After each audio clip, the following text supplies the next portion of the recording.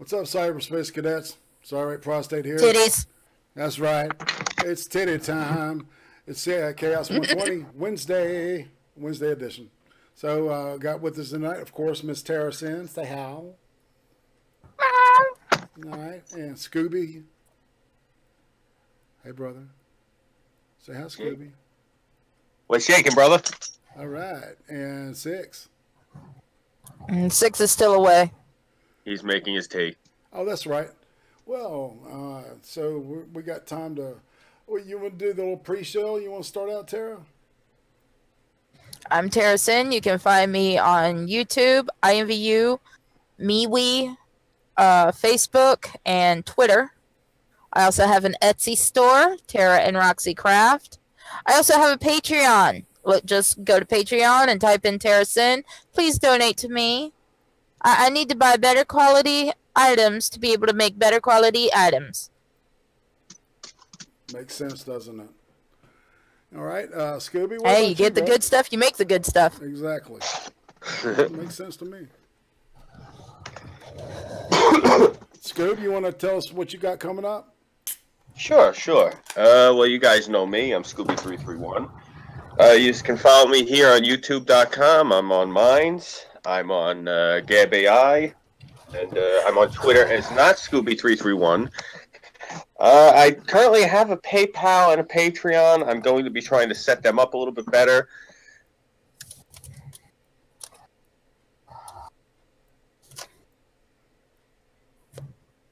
Okay. Scooby? Skills to pay the bills. I just lack the equipment. So if you ever see me with my hand out asking for anything, it's going straight to stuff to make videos. Not looking for you guys to buy me Nikes. So, yeah, if I ever say, look, I'm hard up, that's what I'm looking for. Cool. All right. Six back yet? Nope, we're still 6 free. We're sixless. So, it's all right. Oh my God, we're dickless? No, we're fine there. We're doing okay.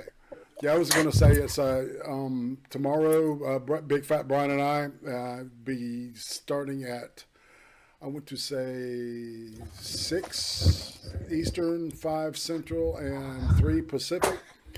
We're going to be going over, Big Fat Brian and I will be going over Lost in Space, the new Netflix TV series reboot of the original with the robot and the flying saucer and the Robinson family. Danger, Will Robinson. Danger. Exactly. And so I'm not going to give away exactly what I think, but check it out tomorrow. I think we're going to have a great dialogue about this. Let's see, Friday Night Cream Stream. I don't have anybody slated in yet. Doesn't mean it's a bad thing. Doesn't mean it's a good thing. You never know who's going to pop by.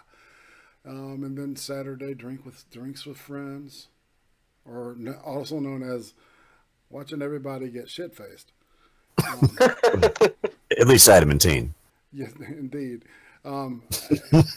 Six has returned, so introduce yourself and show yourself, brother. I am the next 6 minutes. Good evening, everybody. It's good to see you. Good evening. So you got anything you want to push? Have you with us? Let's see. Well, a couple of new videos. One I just put out the other day, and then there's another one that I put on the Chaos 120 group channel, which I'll throw the link to up there. There's not much up there as far as today goes, but we're at least I'm going to be throwing some stuff up there during the weekend.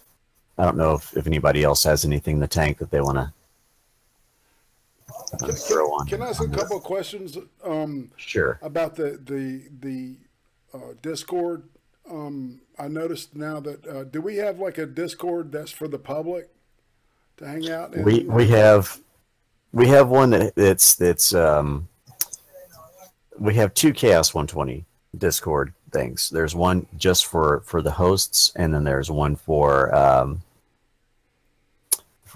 people that are loosely associated and also friends of the show and people that we typically we most commonly stream with and so on and so forth. So that's kind of one. Okay. So these are friends and stuff that we invite ourselves and so as we don't be overrun by strangers doing turdy shit. Right. Randos doing the rando. No doubt. So, let me throw the link to the Chaos 120 group site. Let's see. It's not a site, it's actually a channel copy. There we go. Finally found it.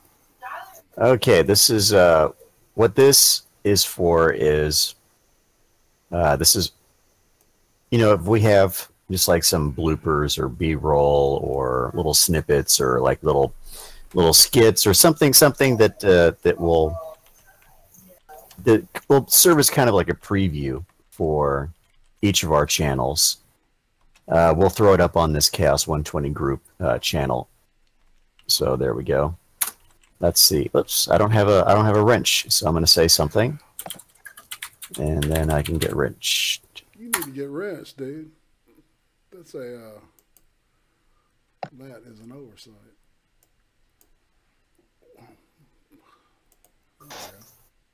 You are now wrenched. I am now wrenched, and here we go. This is the. You want to have a look at what's there right now. There's not much. There's going to be a lot there in the future. It's as each one of us just kind of throws something up there that will serve as kind of like a teaser, like a little taste of what we have to offer as a way of promoting ourselves, promoting the group, and perhaps promoting people that that we stream with. So kind of like a shout out and so on and so forth. So it's kind of it's a mixed bag. It's like a big bag of granola, big bag of streaming group granola that this particular channel is for. It's kind of like it's like a Venn diagram. It's like a series of interconnected Venn diagrams could just kind of regurgitated into like a one YouTube channel. Kind of like that description. So there it is, and there it is. Go ahead and sub to it. There's going to be a lot more stuff up there in the future as each of our members produce content to throw up there.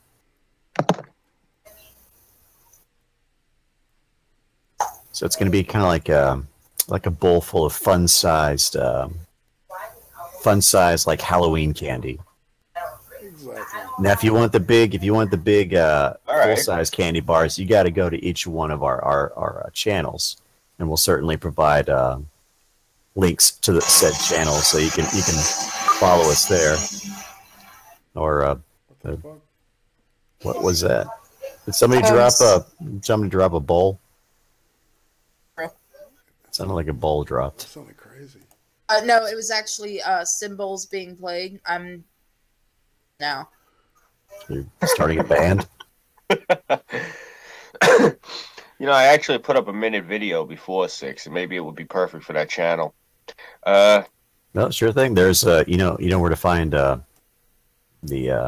login information and stuff. I put it in the host channel, the host room thing.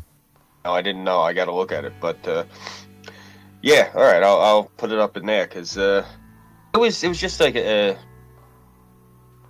life, and as I was picking her up, it's not a big deal when I say this, but there was a rabbit across the street from my wife's sister's house on the lawn. It's one of the local vermin that we have around here.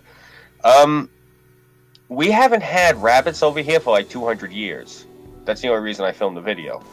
Well, you know, all the rabbits. So yeah, that's and in a lot of cultures, just kind of like randomly seeing a rabbit is considered good luck. In fact, I took that to heart. before I got this this wall art that you usually see behind me in my videos, there's this little area near my apartment building. It's a wooded area, and a lot of rabbits live out there. And you'll see these things at like 3 or 4 in the morning when you go outside. And I just happened to see a pair of rabbits. I want to say 2012-ish, 2013-ish, somewhere around there. And it inspired me.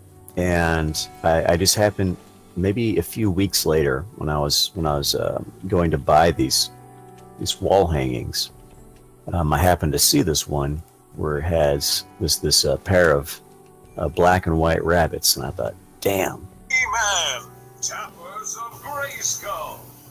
There you go.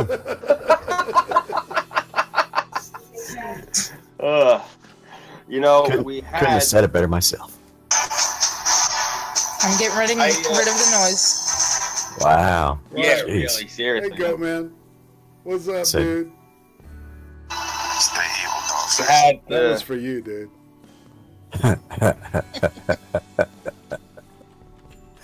It's actually, I had mentioned to Prostate, I have to go over there and film it for him. It's just the weather hasn't been agreeable. He had asked me to go over by Republic Airport. That's where during World War II, they did all the training and everything. It was in Pearl Harbor. And that's where they have the P-47s, man. And they have one of them over there because they got the Cradle of Aviation Field Museum right there on the airport. Oh, yeah. But the reason I mention this place is where I usually go for hot dogs. The Dirty Water Dog stand she has right over next to the airport. It's this really nice looking cougar. But I go there one day and I see all the drivers standing there, and a few of them have their phones out. They're all staring at the bushes. I'm like, what the fuck are you guys doing? Like, shh, shut up, asshole. You'll scare them. I go, what? They're like, look. So I look over, and it's got to be about 6 chipmunks, like, rolling around in the bushes and shit. Like, I guess people, like, threw their garbage over there, and they were eating it or whatever. And I'm like, holy shit, I didn't know we had them down here. And they were like, yeah, no, neither did we. Like, so it was funny because you had all these truck drivers, like, taking turns stopping there for, like, a couple of weeks, making sure no one was screwing with the chipmunks. Because there was these, like, hippies, I guess they had pulled over there to smoke a bowl. They were just, like, playing with the chipmunks or whatever. And these 2 guys in a dump truck pull up, like, what the fuck are you doing here, those goddamn chipmunks? Oh, my God. You got a picture seeing these fucking soy boys piss themselves because these 2 no-neck fucking meatheads get out of this truck looking like they're going to tear their heads off. I'm sitting there eating my hot dogs, watching it. It's pure gold because the one guy's up in his face and this guy is turning, like, beet red screaming at this kid. The guy, like, is pointing his finger in this kid's chest, and the guy's finger is sticking in this kid's wrist. Ouch. Yeah. Oh, man, it was classic. But that's like a big thing like around here. Fucking fun, man. I was telling everyone before you hopped in, Burnside. I actually stopped and filmed a video because I saw a rabbit on my sister-in-law's lawn. We haven't had rabbits on Long Island in like 200 years. No way. Yeah, well, it was the same thing with the chipmunks. That's why all those drivers were like filming it and shit, and like because to them it's, oh my god, you think it was a unicorn? It's just chipmunks. But because we've lost so much wooded area around here, there's no animals left except if you go out by my other sister in Islip. There's deer everywhere. Deer, tasty. By my sister, seriously, you can't like go to your car without running into them. Like, she was actually getting the groceries out once, and one of them stuck its head in the bag and started eating the celery. They're so thick out there. You gotta throw rosemary at them just to get them to fucking go away. Depending on what time of year it is and what time of day you go outside, there are times where like you'll go out to go to your car and there'll be like a whole herd of the fucking things on your lawn. Oh, cool! Can you shoot them? No. But a lot of people around here carry either crossbows or compound bows, and they'll shoot them anyway. And what are you shooting again? Dinner. Bag you a 10-point buck. Hell yeah. AJ were on our way out to Lake Butler, and we saw these 2 deer just trotting along the side of the road next to a fence, and we kind of slow down so we can watch it. I'm getting ready to get my phone out to film it. I've gotten it out to film it because this one deer freaked the fuck out, tried to jump, and jumped into the fence and just bounced right back, shook it off, and hauled ass. We have such a population problem with the deer out here. Like, depending on what time of year it is, like, you can't drive around to certain neighborhoods because you'll hit one of them. I'm talking like area. It's not like, you know, we're not out in the woods or it's not rustic. I mean, you're right outside of New York City, but it's because of the encroachment that's gone on. New York is a leftist state. They've done all this shit to try to bring these things' population back up in the past 20 or 30 years. Go down by the beach, just to give you an idea. They have a sign every 1/8 of a mile warning you about the deer because there's so many of them. Mm-hmm. Like a yellow sign with a deer crossing. Yep. It's a full 8 by 16 billboard. Mile on both sides of the highway. I'll go down and film it for you guys. Actually, you know, I'm thinking about it. I'll just go film it. But yeah, there are so many deer down by the Robert Moses Causeway. Depending on what time of day it is, you can't go to the beach because the highway gets like thick with them. The state workers have to go down and like drop salt licks to get them off the road. Dude. And they don't like right, New York. They don't give you like a buck season or anything, so you can clear some of that shit out. Oh, that's the problem. That's exactly. Yeah, that's stupid. Problem all of a sudden. Yeah, it is. You used to be able to do it. You used to be able to go hunting around here. My science teacher, when they first passed the law, he was the one that was explaining to us how to properly muffle a compound bow so you could go hunt the damn things. Yeah, there's a few things that you can do. You can. A lot of these compound bows have these little hollow spaces. You can fill those with cotton. You can also get little bits of animal fur hide strips, and then you can weave them actually into the bowstrings themselves, above and below where you usually knock your arrow. Yeah, you can just use a whisper biscuit too. It's just the thing. Yeah, and you can glue bits of felt. You know, the part where the string actually attaches. I hear an Irving Twin. Cork. I heard a cork. That means Irving's with us.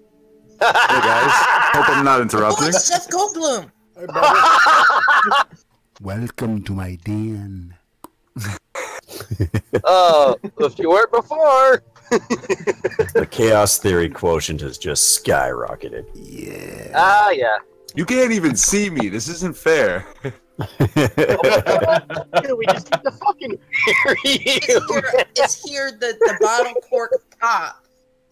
Oh God! And the funny thing is, we're talking about at the end of a sentence, and we know it's you.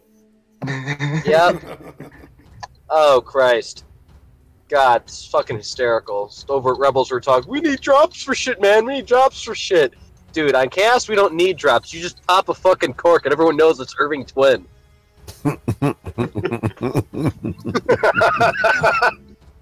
Tis my signature. Ryder says Yo, hi, Ryder. Irving. Hey, Ryder. Hey, chat. Hey, Ryder. The chat's getting oh shit. No, Make fill up. pumpkin bars. So I guess I should go make pumpkin bars, huh, guys? Pumpkin bars, Go for it. pumpkin seeds. I fucking love pumpkin seeds. This Lightly is, pumpkin sea bars. salt. It's like a pumpkin pie, but sweeter. I had pumpkin tarts. I like pumpkin tarts. I like pumpkin shit. I like yellow. Orange shit for some reason. I hate the color, but I love the food. What's wrong with I had a sweet potato last night. A steak and a sweet potato.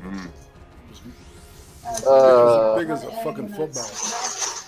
I did see your Gilgo Beach footage, Coop.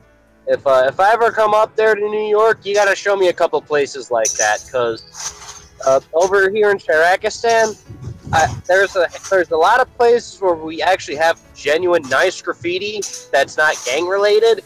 The problem is to get to it, you gotta risk getting fucking shot. And everybody remember to turn top chat to live chat, because you for some reason. I are not at computer, so I can't do that. Yeah, I'm telling the folks in the chat. Make sure you're watching the live chat. Fuck, Ryder's got us down. I know how to do it with my phone. Ryder's got us down. Irving's got the cork, Burnside's got the echo, Tara's got the gator, and Six has the hockey. Speaking of hockey, what does IRATE have? Butter for that, and then this to butter the pan. IRATE is just awesome. I don't know. I thought you had the sheer adrenaline. Well, speaking of hockey, the Boston Bruins are about a minute away from going to the second round. It's currently 6-4 in Boston's favor, with 50 seconds left in the third period. Oh, it's actually 7-4 now. Nice. Yeah. Not enough time. Yeah. I don't know. Is there enough time? Nope. The scoring three unanswered goals in 31 seconds, not going to happen. Yeah, what do they think they are? The 1993 LA Kings?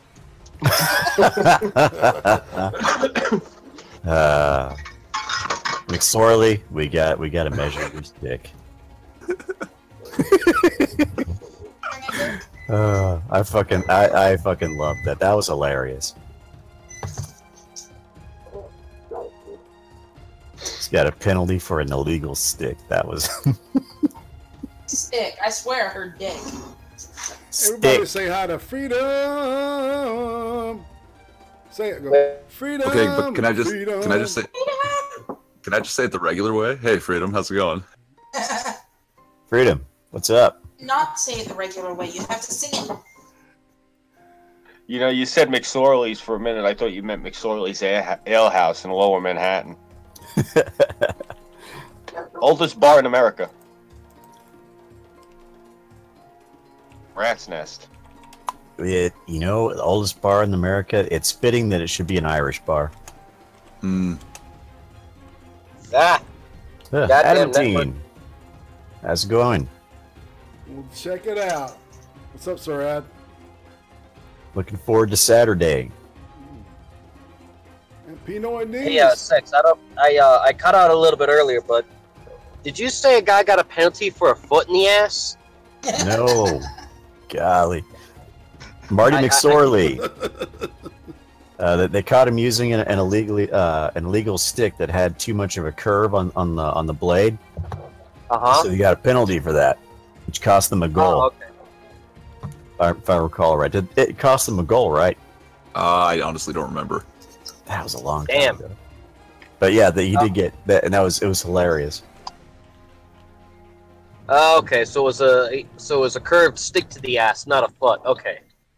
Yeah, it was a ballsy move for them to try to nab him on that, because it was in the middle of the Stanley Cup Finals. Yeah, that's deadly territory in hockey, man. I wouldn't fuck with that. So for those who are not following the conversation, an illegal stick in hockey is one that you can only have so much curve in the blade of your stick.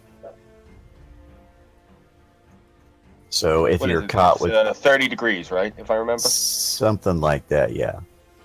So it's an equivalent of using a cork bat or some shit like essentially, that. yeah. You guys know what Highlight is? Yeah. Yeah. It's, okay, you see the South wicked America. curve? Yeah, you see the wicked curve on that thing? That's how they throw that ball like 200 miles an hour. It's because of the curve, right? Right, give that velocity. Yeah, no shit. That makes sense. So not only does the extra curve gives not only an advantage in control, but also velocity. Yeah, it's like steroids for your stick. Mm-hmm. you get a much better launch if you have like a bigger pocket at the end of the stick, where the puck can actually rest. Yeah. That's actually how you gauge it. You're supposed to be able to put, I think, the fulcrum of the blade where the bend is, and if the back and both sides of the puck to a certain degree are able to touch the stick simultaneously, there's too much bend to it. Yeah. I played left defense for about 10 years, so I've had many an argument with a zebra. In Canada, we call them zebras, but that's neither here nor there.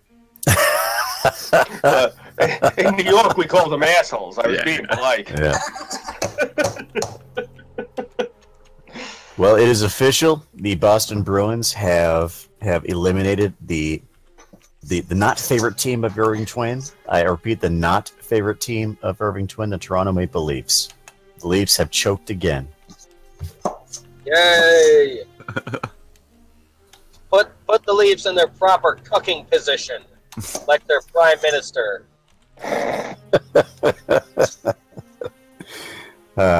Silly Leafs. And then go get those Golden Knights to go shower all over them.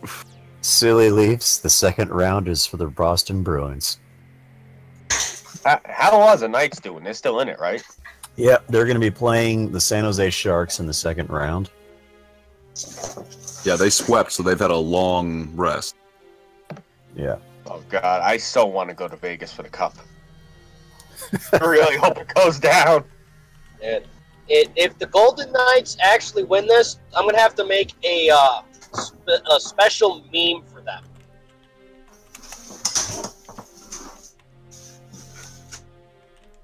What's your special meme there? The shower of victory. There you go. You know, what showering the real kick in the praises. ass is if you think about it, it's their first season. They're an expansion team. They're kicking ass left and right, and they're going to the Cup. How many other teams are there in the league? There's 30 other teams. Right, and how often do they get to the Cup? Not often. Oh my God! Do you realize how many people who are like tried and true franchise fans are probably so pissed off at this? Yeah. Particularly the Los Angeles Kings fans. They saw their team get swept by an expansion team in the first round in their first year. Yeah, their very, very first playoff series. Well, that'll teach them. They should have stuck in Sacramento. Man, I tell you, shit like this makes you wish that there was stock for a team you could invest in. What the hell are you doing? That's not bad. Just mute me. I can't get to it right now. It's not about the Being a table. weirdo. Let's see here. So yeah, I was just telling. Before we started the thing, I was telling everybody why. I thought it was rather strange. I happened to notice that there's these guys outside my apartment building just kind of yelling to each other. I don't think they were yelling at each other; they were yelling to each other. Like they're too lazy just to walk up and say, "Hi, how are you?" They gotta scream at each other from like 50 yards away. Like, really, dudes? Come on. We live in the age of smartphones. Just text people. Shit. Anyhow, it caught my attention because I realized how quiet it has been. Hey, dude. Tom. I just wanted to say, hey, I saw you down here. So, hey, I won't be able to let you in the stream because it's like technically not my stream. It's just I'm hosting it. But if you want to hang, all right. So normally this time of year, the playoffs are on, and because the San Antonio Spurs are probably one of the more consistent teams in the NBA. Yeah, they're consistently in the playoffs, and they consistently do well in the playoffs. And well, that means you got a lot of Spurs fans out doing what rabid sports fans do, which is rebel.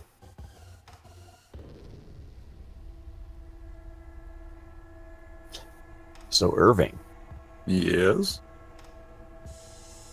So what's the atmosphere like in Toronto? Oh, like since that loss 2.5 minutes ago? Mm-hmm. I don't know. I'm in my basement. No, but I mean, I was going to ask you if you felt like some sort of psychic connection, like there's like a disturbance in the force. no, I haven't been a Leafs fan in 15, 16 years. So you're Maybe no more. longer in tune with the Leafs force.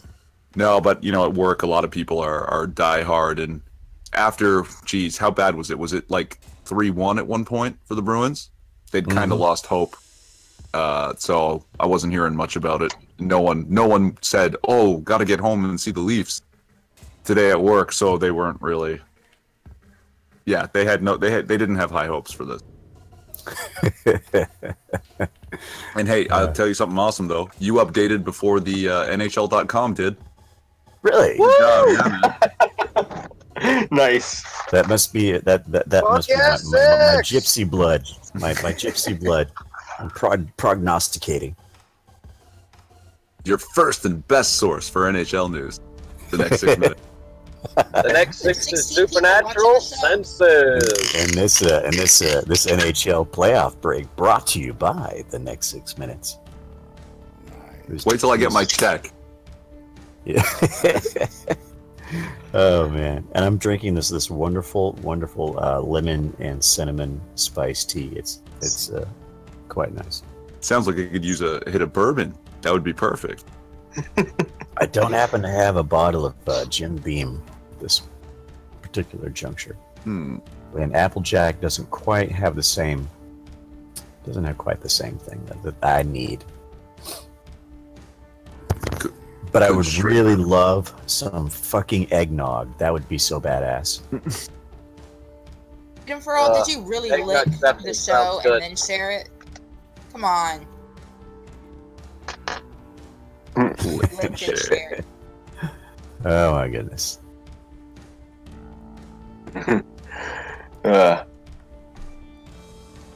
Eggnog. I could have eggnog all year round, man. A very interesting thing happened to me actually today. If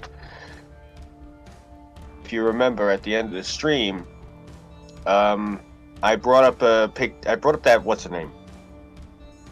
Cynthia Nixon. She's running for governor in my state. Oh, Looks like just you could use her neck as a horseshoe pole. that one. Well, honestly, once you get past the neck, though, she's not that bad looking. So, last night, because I don't look. You guys know how my politics lean. I do not like a lot of New York politicians at all, and this one's a progressive. She's even worse than Cuomo. I didn't think that was possible. Mm-hmm. So, just as a lark last night, I found a picture of her getting it on when she used to be in Sex and the City, and I sent it to her with the hashtag "Making America Great Again." He was really in the throes of passion in the picture too. It was a really good looking picture. So I sent that to her, and I went to sleep. I had 188 subscribers on Twitter, and I got 232. There you Nice! go. High five. High five. Apparently, a lot of people don't like Cynthia Nixon. You got to send me that picture, buddy. Oh yeah, I'll do it right now. Hold on, let me get it off of Twitter. Oh god, we've got to do a before and after meme of this shit. Send it to We're me gonna have too. to God, you guys are giving me so many creative things that I gotta go make. I gotta make a fucking Stanley Cup Golden Shower victory, and I gotta before and after Scooby going to sleep and getting more followers after fucking with this moron from Sex and the City. Well, I got to admit, she was kind of good looking in Manhattan Project. That's the first thing that I ever saw her in. Yeah, she still looks good for 52. I'm not gonna lie. Yeah, but I mean, really, does she compare to Kim Cattrall in Big Trouble in Little China? Probably not. Yeah. I would say, yeah. Or Kim Cattrall in pretty much everything from about 1985 to 1997. And she got those weird crazy eyes. It's like, I don't know. I think people that are actors, actresses, and all sorts of puppets like that shouldn't have any business whatsoever in trying to run for any official capacity in the government. They should just stick to being puppets on strings for a living, and just do that. Crazy eyes are a huge turnoff. Yep. I don't know, man. She's just ugly as fuck to me. I don't get it. I really don't get it. You know, there's a few outliers as far as the crazy eyes go. I kind of dig it when good old Yvette has those visual daggers that she throws around. that bitch is for crying crazy. out loud. She's crazy as fuck. Fucking Yvette. She'll fuck your brains out and then kill you. Yeah. You know, I mean, that's just the big problem with that one is you pay. And dump my body off a bridge, tied to some cinder blocks. Thanks, Cryptic. Oh, jeez. Fixing to see it, Cryptic. Yeah, she's a dangerous one.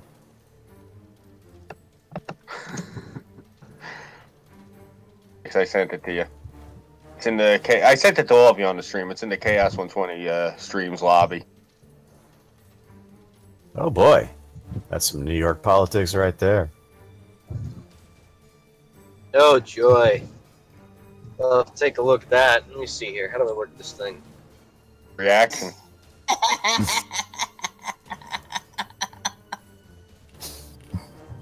Awesome. Yeah, that's why I said. That's why I put up yesterday when Cass started laughing hysterically. Oh, I see it. I see it. Spreading the news. Spreading the knees. I think he's spreading something, but it's not her knees. Oh, it's definitely oh boy. I would say he's busy turning the other cheek.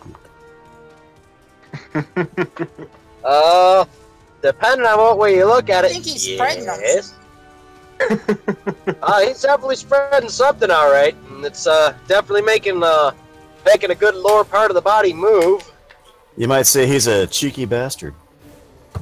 Oh, very. Guy, I was drinking just as you said that. Shoot booze out of your nose. Do you know how painful that is? I know. No, but I'd love to hear you do it. Oh God. Smirnoff Vodka, 2002, 2003, something like that.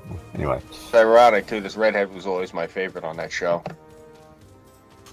I was more of a Charlotte guy myself. I used to watch it with the volume off. I just liked looking at them. Oh, that's like me and Charmed. Yeah, exactly. You know, I don't normally go for tall, leggy women, but this redhead, she always did it for me. Her, and I think I told you about it 2 weeks ago. I was watching. I wanted to actually ask you this, Six. You were Prostate. You guys would probably know who this actress's name was. She's in Fear the Walking Dead. I think she's Japanese. And she's about 6 foot tall. She is gorgeous. She plays a doctor. She's in like the last 2 or 3 episodes of the first season. I don't watch the show, but I know who you're talking about. giant Japanese chicks are few and far between, so Skinny thing. Japanese because she looks Asian, but I'm just guessing from her heritage. She looks like she's of Hanu descent. Maybe Filipino, man. The giant Japanese Filipinos. Wow, that's even more rare. No, she's very fair, fair skinned. She looks. Who are you talking about? See this woman. She's in Fear the Walking Dead. She's a doctor. Towards the end of it, she's. I guess her heritage is the Hanu Island of Japan. That's the northernmost island that's connected to Russia. They're different than regular Japanese folks. She's very tall, striking leggy. Very, very pretty. I'm normally Michelle not. Ang? Is it the? All right, is it the one? Is that the first season of Fear the Walking Dead? Yes, I only watched the first season. All right, that's that chick. She plays a lot of French parts, man. I'll look her up and I know exactly who you're talking about, and I'll find her name because she was on Homeland the past three episodes. Is her name Michelle Ang? No. Be it though. It's possible. Baby That brother, sounds- it's the show called Fear the Walking Dead. It's on Hulu. My brother says, what show has a Japanese chick? No, she's Gaga got from some. Invincible. I know, this chick's 5'3". She's part Asian.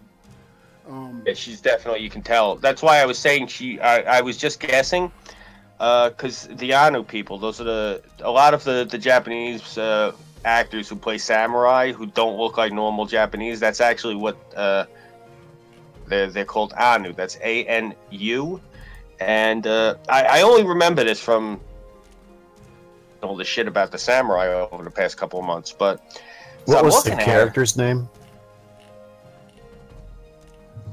Doctor in the whole show, so kind of narrows it down. Yeah, she's in the very last. She's in the last 3 episodes, but she's really primarily in the last episode. But I am going to pull her name up right now because What's I will find Doctor what? Oh, I think it was. yeah, there's I'm guessing they gave us something generic. we're on the 4th season of that, and there's like tons of people. I watched Los Angeles get invaded by zombies. That's all I watched it for. I was good. Once they were ready to go out on the fucking boat, I said, I gotta watch the rest of they this. never It's gonna be delivered. more of the same shit. Yeah, they never delivered. They're on in that Mexico deal either. now. Not anymore. Oops. What It's not spoilers if you don't care. Hulu has us up to season 3. They're in Tejas. Hey, you ain't gotta worry about me, man. I don't watch any of these shows. I got bored with the whole zombie thing after everyone decided they wanted to act like a bunch of SJW bipolar sodomites. Well, they yeah, we declared the zombie film genre dead. As the TV shows, they're not quite there yet, but it's There's a TV show it's part of the CW whatever, I think it's called iZombie. It just Okay, got canceled. iZombie. Hold on. iZombie is a fucking cop procedural show with a zombie twist. It's not a zombie show. what is it? Well, whatever. It got And it's canceled. good. It's funny. It's sort of what's the word? Parodying the genre, right? I see. Parodying both, really. I guess it didn't parody well enough because it did not get renewed. What? I love. Okay, is the Dr. Bethany Exner? Is that ring a bell? Is it? That's it. Okay, so the actress's name is Sandrine Sandrine Holt. Holt. Right. Sandrine Holt. She's French. How tall is she? French. 5'10", so Oh, she's not short. She's very feline type of physique, and she does have some Asian in her. You can definitely tell. Chinese father. Giraffes? Chick. Oh, Oh, my yeah. god. Yeah, She's I think she's Canadian, man. I really do. Oh, she's a Brit. She's England. originally from London. Uzi says she's a Brit. Yeah. She's 5'10", 1.78 meters, I believe. I don't know. Is that I don't. What is that in Irving, American? is that right? Yeah. 5'10". Yeah, so basically, since Cynthia Nixon, this is the only other woman over 5'5" I found attractive. Ah, that's I'm kind funny. of into the taller ones. It's unusual that I'm such a big vet fan. There used to be this running joke among my friends about me that it's like over 6 feet or under 5, nothing in between. That was actually what was said about me once, Irv, because all of my wife is only 4'11". Yeah. Most of the girls I ever dated were around that height. But then there was this girl I dated a few years ago. She was 6'2". Yeah, why not, right? Doesn't bug me. Yeah. Well, the one thing that bothered me, bro, the feet. Like, we're getting intimate, and I got these gigantic man feet on my shoulders. It's one of those things. Like, I'm looking like out of the corner of my eye. Like, my God, this chick has big feet. Yeah, she kicks you in the face. It's gonna hurt. Oh, I don't know if anyone mentioned this. Sandrine Holt. Her birth name is Sandrine Ho, which is very Asian. Yeah, Yep. Chinese, definitely then.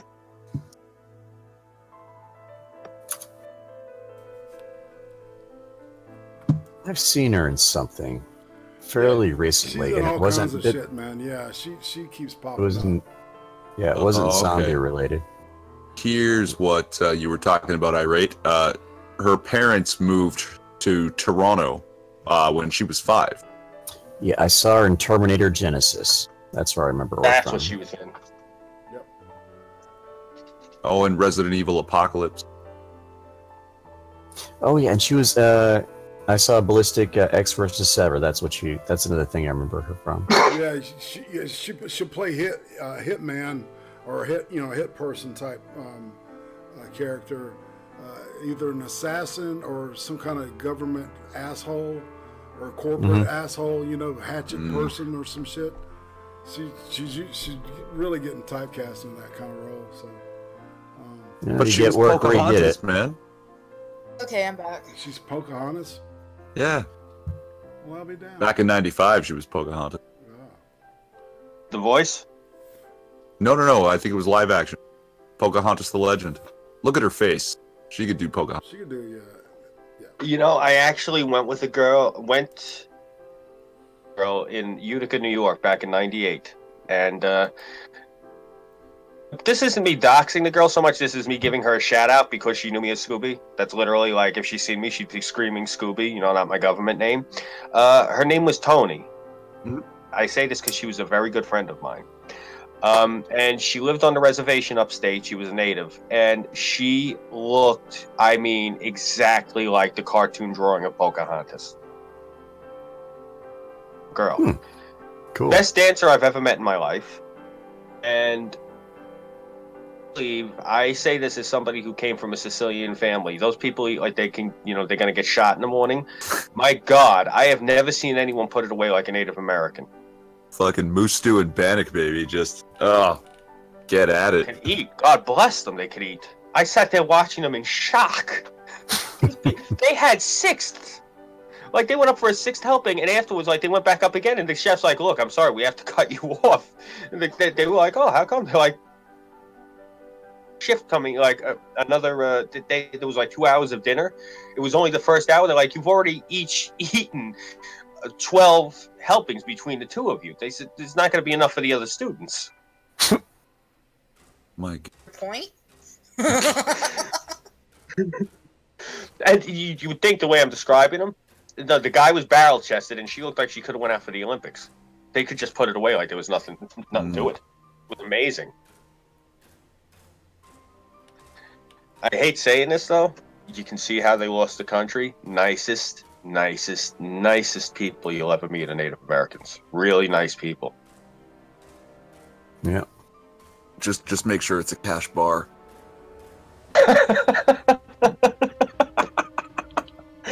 Oh Yeah, man. My mom was Cherokee. My adoptive mom was Cherokee. Nicest woman you'd ever meet.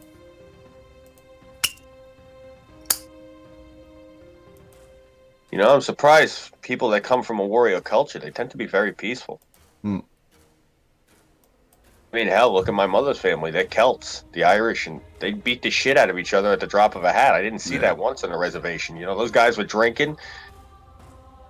There's no, volume to it. It wasn't That's good. It's not how it is up here. Are bad up by you? On the reserves, it's pretty bad. Like, there's a place called Pekanjicum.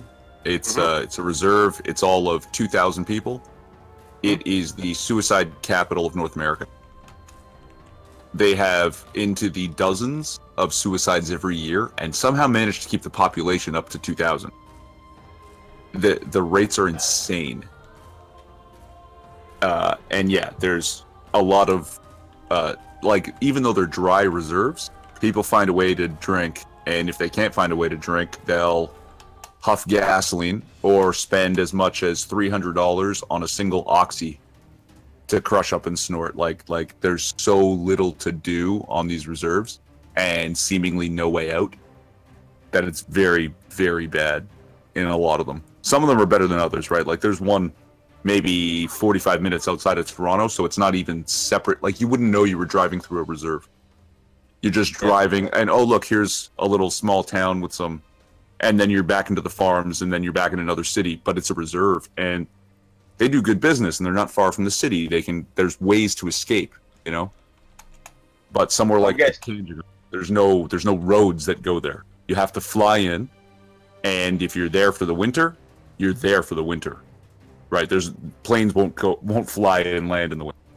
So, yeah, it's very, very difficult. Are they actual natives at that reservation, or are they like the ones in downstate New York down here by me? The ones in upstate, they're actual natives, but the ones down here, I'm going to say this, and people around this area are going to give me flack and call me a racist, but to be honest, I don't fucking care.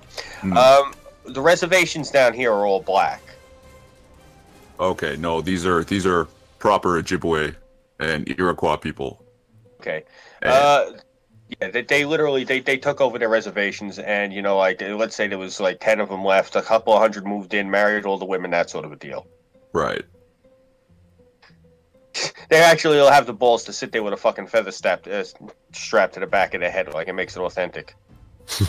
I mean, in a way, I might get probably it. Like, still more Native American than Elizabeth Warren. Some of the first French settlements here got so intermingled with the I'm not even sure which tribe. I think it was Iroquois. That they actually developed a new tribe that was shunned by both peoples, called the Métis. So they're still French Indian people, and I don't know what it's like down there. All the Indians up here call themselves Indian. I actually got thrown off at a reservation a few months ago when I went. When? Calling them Indians? They actually escorted me to the fucking gate and made me wait. They can do that. It's sovereign land, right? Well, yeah, I went in, the guy had all these cornrows and shit, and he had a mouthful of gold frames, and, you know, he was copping an attitude with my sister, and he said something to me, and I said, so what's your name? Runs with cross trainers? They come and they're like, yeah, you got to go hang out there. You were harassing one of the natives? I wasn't harassing anybody. Oh, you said a derogatory comment? No, I just asked him what his name was. That's all. I was making conversation. Yeah, well, he felt threatened by you. Which one of us is the one that's notorious for the scalping here? Okay, sir, go wait up by the gate. Yeah, all right, thanks, officer.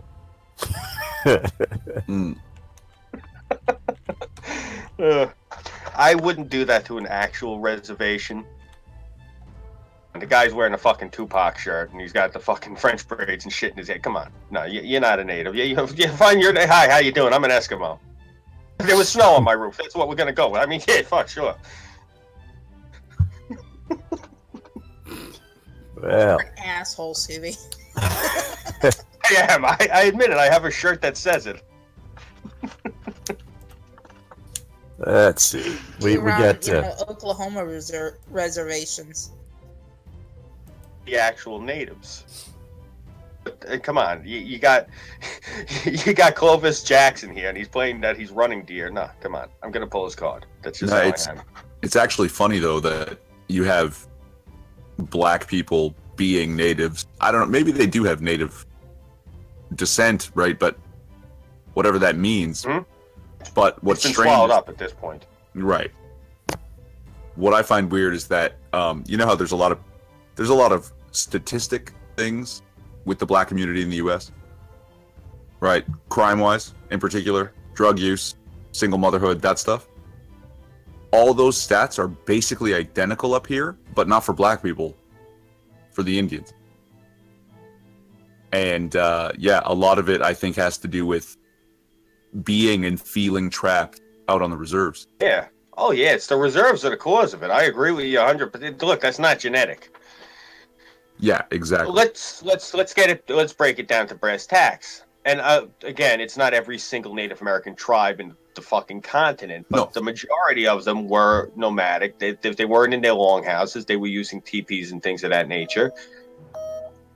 They were completely successful in their lifestyle before they got tethered down to these reservations and had this shit implemented on them. So, it's 100% the fault of the reservations. I mean, for God's sake, do you really think that a falcon is going to do good if you keep it in a gilded cage? No, it's going to suffer, and its health is going to suffer. It's the same thing.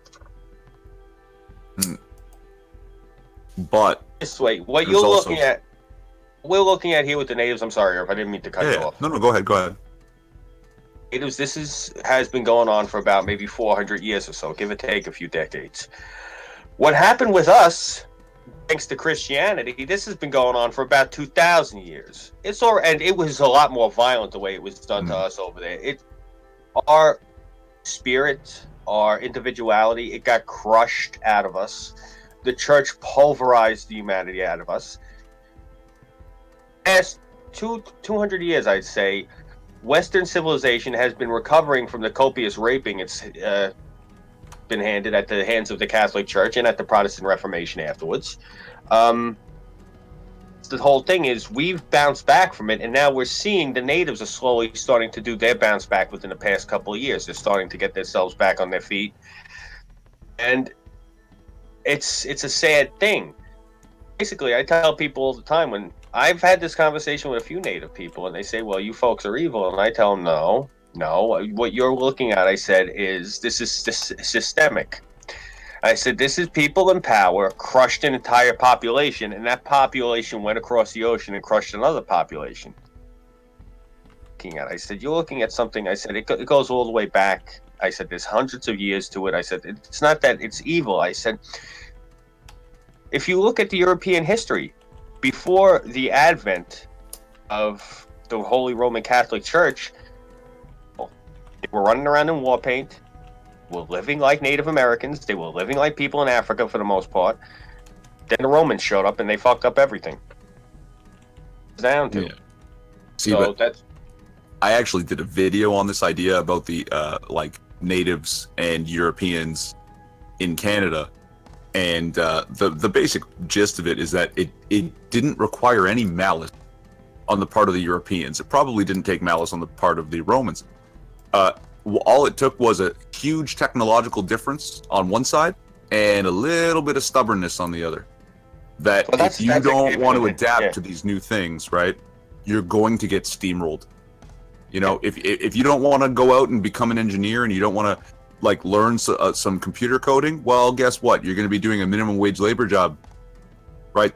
Those are your options. You learn the one thing, or you refuse to, and now you're stuck in this other position. Like the analogy I used or metaphor was, you're totally like you're allowed to own a horse, keep a horse, and ride your horse down the highway, but it doesn't take malice on anybody driving a car for that to go very, very badly for you. Right? It's just not going to work. And before anyone convinced anybody of this, they had set up reserves. So of course the reserves that are remaining traditional are falling farther and farther behind. Right? And now it becomes this cultural thing of we're one group, they're the other group. And nobody seems to want to try to get along or to, you know, to better themselves or their I don't want to say their tribe, but that's basically what it is, right? And you were saying about, oh yeah, a falcon, right? It's not going to do well in a gilded cage, but trust me, it's not that difficult to disincentivize a falcon from actually being a falcon. If you just keep feeding it outside your door, it's going to stop hunting. Yeah, 100%. That's part of the problem. It's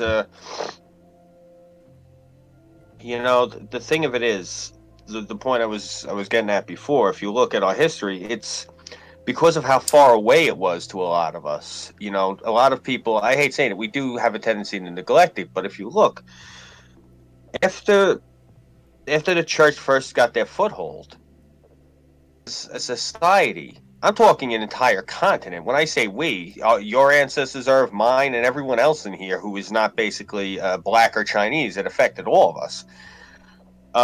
But they controlled a good portion of the world, and for hundreds, if not 1,000 years solid, we were illiterate. We had no technology. People thought the Earth was flat. They thought that the sun revolved around the Earth. There was just so much ignorance, rampant ignorance, and part of the thing I think a lot of people don't realize is to do this thing where we, again with these idiots with this diversity thing. Everyone is different, and what you're looking at right now is we're seeing the tail end of the dark ages that the Native Americans have been in. They've been in this dark ages probably now for about the better part of a century and change. So kudos to them, because it seems to be like a lot less for them than for what everyone else has gone through.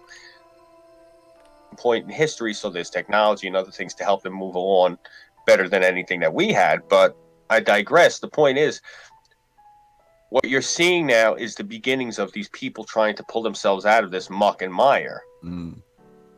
I, for one, will do everything I can to try to help and support them, because, like you said, it's horrific shit. If you actually ever look at a reservation, that's horrible. And I find it appalling to think that my country is part and party to something like that, and it's something that needs to be addressed and changed drastically and quickly. See, in that the drastically and quickly thing, I have a good friend. He's involved in these communities, has been for 10 years. He was the teacher from the city who went out to the reserves and has been bouncing from reserve to reserve the entire time. Now he's back in a city, but it's like 15,000 people. He's learned so much about it, and it takes him a long time, right? He's usually only on a reserve for a school year at a time, but he's gotten so much experience that within the school year, for the past four or 5 years, they stopped calling him Waptagoje, which means like outsider. But that's how tightly knit those communities are, and how what's a word for when you're, it's not xenophobic when you're afraid of people from outside your country. What's the word for being afraid of people who are the rest of your country? Is there a word for that? I don't think there is a word that the for that. subculture actually fears the larger national culture. And yeah, he's very good at putting himself in these positions now, in these places, and getting along with people. But like we're 36 million people. 1 million people are Indians, Native Canadians, First Nations people is the fancy term up here. And they're the fastest growing demographic in Canada. And the ones that leave the reserves and embrace the larger Canadian culture, right, realize that, guess what? White people aren't like, they don't hate on you. Especially Canadian people are generally very like, yeah, I know, yeah, we're all Canadian. You're like original Canadian. We're just sort of like, you know what I mean? Very, very accepting people. And if they embrace what, like, I hate to say it, if they embrace current year, they do well. They do as well as everybody else. Of course they do, because that's all it takes is, embrace what you have in front of you, do the best that you can do. You'll be successful, at least to a degree. And yeah, it's actually nice to see that outside of those reserves, yeah, everyone has a chance to give it. If you're told from the moment you pop out of the womb to the the moment you hit grade school to the moment you join the workforce, that there are these other groups of people that live outside of yours that they're the devil, and the only thing that fuels their engines is your misery and your your downfall and stuff like that. Well, of course, that's the attitude you're going to have about people that are not like you, even if they live not just in your own country, but your own city or even your own neighborhoods. It's if you grow up with that kind of propaganda Kool-Aid, then of course you're going to have a negative attitude towards people that well, they may not be as similar to you as someone living in your own house. No, it's funny. My that girl I was talking about, she brought her friend that time to the college from the reservation. I don't know why the hell I remember his first name. The guy's name was Dan. And when I tell you, this guy gave me a whole new outlook on everything. Like, he said to me, we were having this conversation, and this guy was great. He was one of those people that just smiled all the time, laughed all the time. It was just a pleasure to be around. I had noticed there was a lot of people who seemed a little bit downtrodden up, at the reservation. So I asked him point blank, I go, can I ask you a question? He's like, yeah, sure. So, of course, Scooby, you can ask me something. I said, okay. Said, well, no offense. I said, well, I just wanted to ask you, you're native. He's like, I'm native? Holy shit. He had like that. He was like that. So I said, yeah, I'm just saying. I said, you seem upbeat. And I said, well, I seen, a lot of folks on the reservation, they seem to not be as social. He said, well, yeah, they don't like people who aren't Native American. And he said, I don't have that problem like them. I said, that's good. He said, I said, no, that's good. He's like, no, I actually really love people who aren't Native American. He's like, I have a ball with them. He said, well, no offense, but you folks are really gullible. He's like, do you know how many of you people, he said, fully grown, of all walks of life, white, black, Italian, Spanish, French, he said, it doesn't matter, can talk to animals. I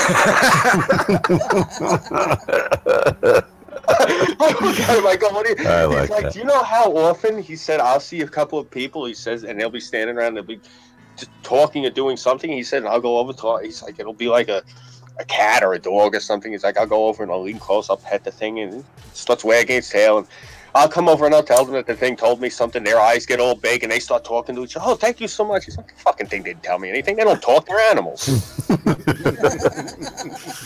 Oh boy. But that was this guy's shtick. He had a ball screwing with Americans, like telling them all this shit. Like, he would tell them all this crazy shit, and then afterwards I'm like, wow. Just pulling that shit out of his ass, man. He said, yeah, I made it up on the phone. What the fuck are you talking about? Actually, here's something neat about the talking to animals. I heard this story. I think it might be Hopi. Is that like New Mexico, Arizona type of natives? Okay. That they have this lore about when man first appeared on the planet, they were like naked and cold and terrified, and the other animals all came around and were like, listen, human being. Jaguar says, I'll give you my strength, right? You can have it. And Eagle says, I'll give you my sight. Fox says, I'll give you my cleverness, right? And all the animals are trying to help this poor, naked, terrified, freezing to death human. And every animal gives a gift, right? And then suddenly, humans are what we think of as humans now, and all the animals realize this may have been a terrible mistake, and now they fear man. And so they stop talking to the humans. But one brave animal decides it's going to stay behind while the other animals escape from this new terrifying superpower they've created, all by accident, all out of kindness. And this brave animal that stays behind to take care of and mind the people is the dog. Yeah. And that's this is actually a story through all different Cherokee tell this story. But that's actually it's actually an ignorance to the stories of the native peoples that the animals don't talk to them. Not at all. It's part of their heritage. Yeah. But that's kind of, I don't know. I like that story, and I found this very fun. I have a certain percentage of Native American, and I can tell you, animals don't really talk. Well, I talk to animals; they don't talk back. No, and if they do, that's Cats called talk back. schizophrenia. They just mostly tell you, feed me, pet me, clean out my litter box, and fuck off. I like to think that I know what my dog is thinking. Yeah. That I have that relationship with my dog, and I don't know who. I know Scoob, you've got a dog. Who else has a dog? He's sitting over here. Okay. Do you guys do the voice for your dog? I do it for my cat. Okay. But, no. That gay No. shit. Like, fuck that. No. Like I say, hey Gordo, how's it going? And he says, hey buddy, how are you? But I do his voice, and that's Gordo's voice. It's like a really shitty Pooh Bear, right? Yeah. Because his favorite thing is breakfast, right? That's yeah. But I talk for my dog, and I think I know my dog well enough.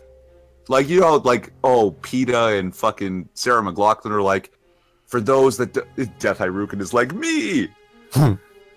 They say you have to be the voice for those that don't have a voice of their own, and I'm literally doing that for my animal. You know, I don't even have to do that with Patches because, believe it or not, he lets me know. Like, there's been times where he wants to go for a walk, and he'll come over and he'll stand next to me, and all of a sudden he sits down and he looks at me and he goes like this. Yeah. Like, Oh, yeah. Okay, I'll take it. Come on, we'll go for the walk. But it's amazing. Like, he'll do that. And there's other times, like, where I'll do something, and I'm trying to, like, let's say just open a package for him. All of a sudden, I hear this. And I hear him going... He's actually tapping his paw and getting frustrated. Yeah. Oh, yeah. Yeah. Amazing how smart these dogs are.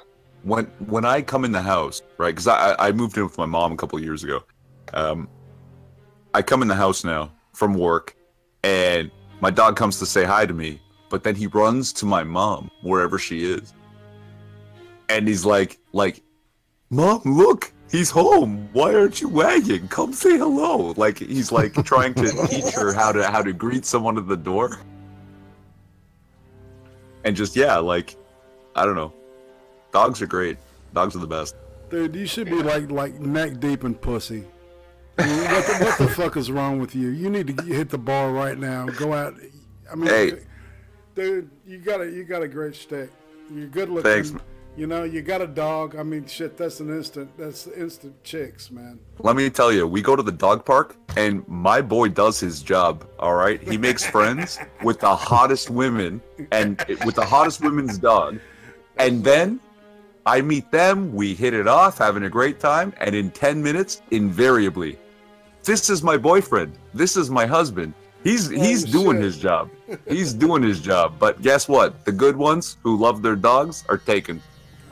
You know, the reverse has been happening with me the past couple of weeks. I've been walking Patches, and I get the look, and then they see the shackle on the hand, and I get like the look of regret from them. Like, I'm sitting there thinking to myself, where the hell were all you women when I was single?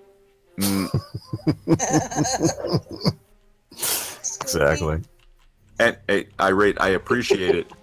And I do okay when I have time, but literally I haven't for a while now. Like, I'm focusing at work. I'm in a new department. I'm want to take care of that. And yeah, I've literally just been like, work, go home, take care of the dog, take care of my mom, back to work.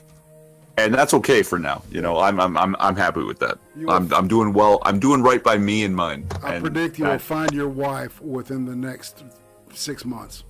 I hope that's true, because goddamn, this chick that just got hired at work, and she's actually outranks me, so it's not like some sort of like power thing where I'm gonna get like sued for sexual harassment or whatever. Yeah. Oh god, she's so cute. So I hope you're right. Thanks, man. Just head down and do your damn job, man. Hey. What I was saying is, can she compete Riley Dennis? That is the question. Oh yeah, no, I'd leave Riley behind in an instant for this one. Ooh. Okay, how much can I give away here? Okay, so she's well educated. She works hard. She's tiny and Asian with beautiful English, but just that hint of accent. And that's like God. Oh God. Are you trying to scoop Yvette from me? No, God, you can have her. Uh-oh. Oh, shit. No. You can have her. That is yours, dude. No, yeah, trust me. Based on the accent, this girl is either from China or Korea. I'm not sure yet. But she's, now a hard worker in North America. That probably makes her at least a little bit conservative. Nowhere near BAM levels. Yeah, I couldn't see anyone of Yvette's type working up in Canada. That would be something they would know would be nice, instead of... You guys, I can't hear anything. I'm reading what Death Hirokin posted. What's you got some audio problems, Scoob? All of a sudden, it went quiet. I didn't hear you guys. Oh, that's not good. I have noticed, Scooby, you're cutting in and out a bit, but I think I think that might reading be. Death Hirokin. Everyone's cutting in and out to me, so. Oh, Yeah. okay. Really? Well, in that case, I'm gonna jump to some chaos news here. Let's see. Man battered boyfriend with singing fish. What? Yeah. 我好嬲啊！我牙康好嘅，你牙康嘅。A Florida man was arrested yesterday after allegedly striking his boyfriend in the head with a big mouth Billy bass. Take me to the water. Yes. Oh, man. Me too, have you guys ever gone to killfrog.com and watched their big mouth bass videos? No. To go there as soon as we're done with the stream now. Officers were called Sunday afternoon to a residence in Sebastian in connection with a reported domestic battery. Upon arriving at the home, cops found Larry Timmerman with a laceration on his head, an injury the victim said was caused by the big mouth Billy bass thrown by Gregory Carney, 54. In interviews with Timmerman and Carney, cops determined that the men, who have been domestic partners for 17 years, had been quarreling earlier in the day. At one point, Carney went into the den and began playing his singing fish. Timmerman said that Carney continued doing this just to aggravate him. After having to endure several big mouth Billy bass performances, Timmerman, 52, removed the singing fish from the room and placed it in the trash. When Carney discovered that the novelty item was missing from the den, he quizzed Timmerman on its whereabouts. When Timmerman responded that Billy bass was now in the trash, Carney became angry. Carney then fished the singing fish from the garbage and threw it at his boyfriend, cops alleged. The item struck Timmerman in the head, causing a laceration. Carney, seen above, admitted throwing the singing fish, but said that he did not aim for Larry and struck him in the head on accident. Carney was subsequently arrested. Hold on. Oh God, I'm hold on. calling total Did bullshit. they write? His intention was to beat this sodomite to death with that fish, and then presume to use what was left to go and anally rape him with it. Did that motherfucker, this journalist, write on accident? Yes. Fuck off.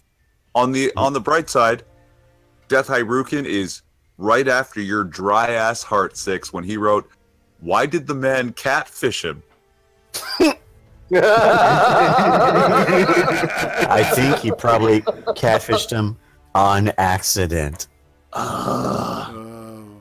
It should be by accident. Hear you, honey. It's a means by way of. Yes. Okay. Yeah. It needs to be by accident. You hear that, Ryder? By accident, okay? It's important. Grammar's important. Okay, is that any better?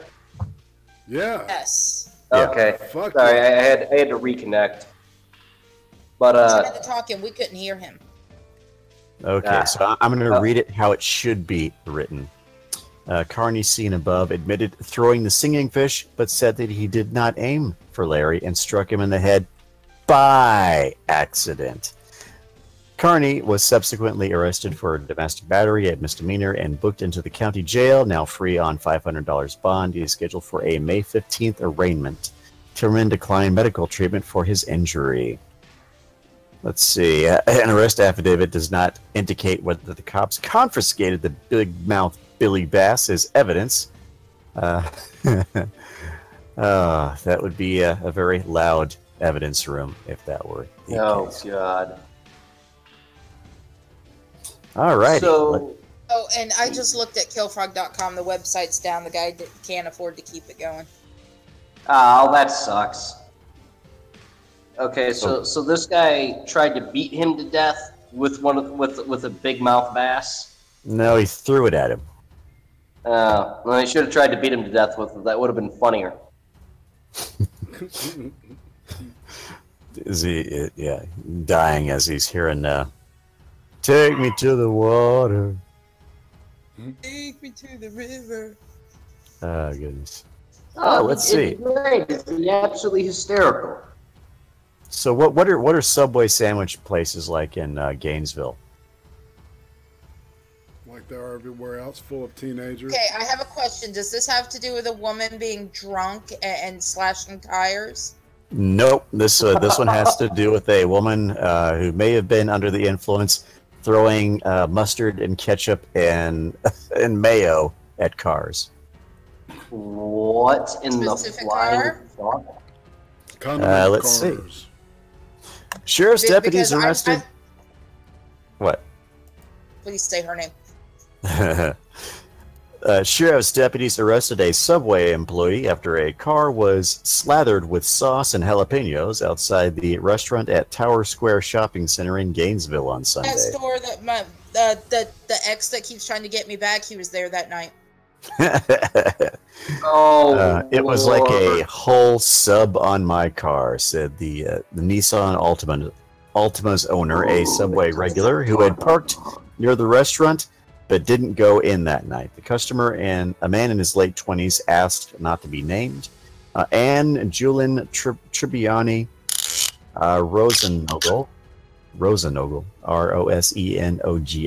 Rosenogle, 50 of Archer, was arrested Monday on criminal mischief, a misdemeanor according to the Alachua County Sheriff's Office report. At about 7:45 p.m. Sunday, deputies suspect she damaged the customer's car by pouring Subway sauce and sliced jalapenos all over it.